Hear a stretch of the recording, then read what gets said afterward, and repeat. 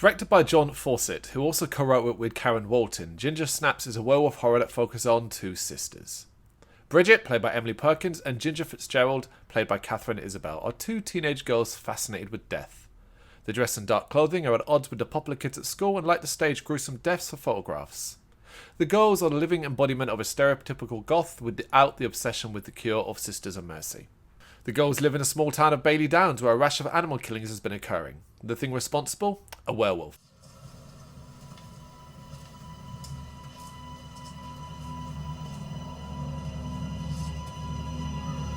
What have you got there?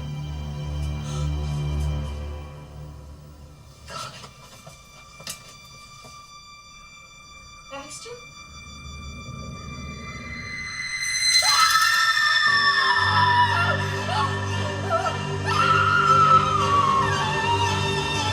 One attacks the girls when it seemingly smells the blood from Ginger's first period.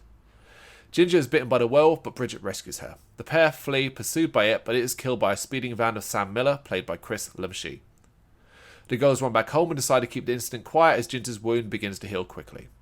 If you've ever seen any werewolf horror ever, you know what this means. Female. Can you just say something, please?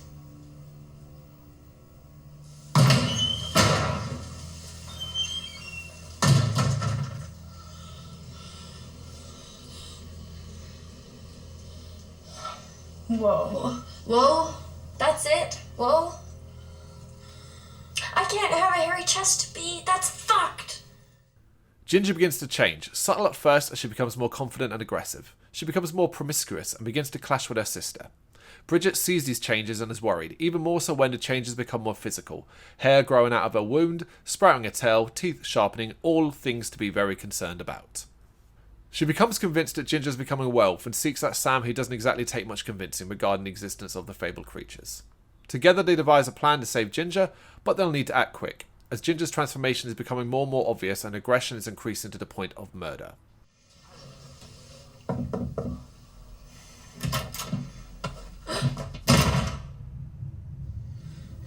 He wanted to call fucking Pamela, B, and tell her we needed help.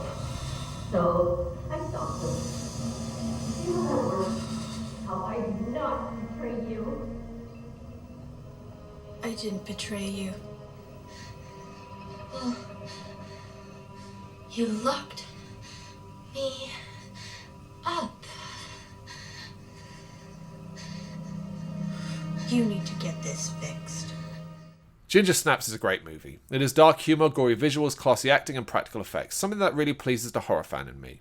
It's not a movie that takes itself too seriously either, something that is wise considering its subject matter. Werewolves aren't exactly well known for being a great subject in horror, so it is always best to have a tongue-in-cheek approach.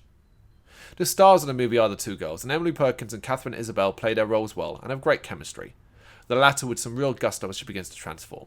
However, Perkins' Bridget is the better of the two, mainly because she's so likeable.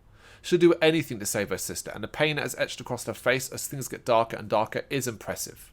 It is a shame that they're the only two that stand out, though, from a cast that is pretty large. We have so many stereotypes to wade through, such as the disinterested father, the prissy teacher, the horndog male teens, the female bullies, the older and cooler drug dealer, etc. They're all there and all extremely present.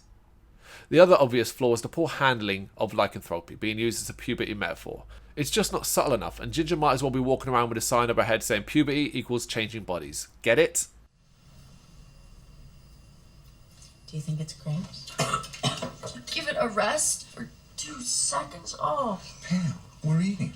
Henry, the girls are both 3 years late menstruating, okay? It's not normal. If it's finally happening. It's not. Honey, it's nothing to be scared of. These flaws can be overlooked though in favour of what Ginger Snaps does right. Enjoy the well-told and paced story, the plentiful gore and practical effects. The latter gives us a really gruesome werewolf transformation scene. It's not going to top an American Werewolf in London, how could it? But it does fall into the better werewolf horror movie camp.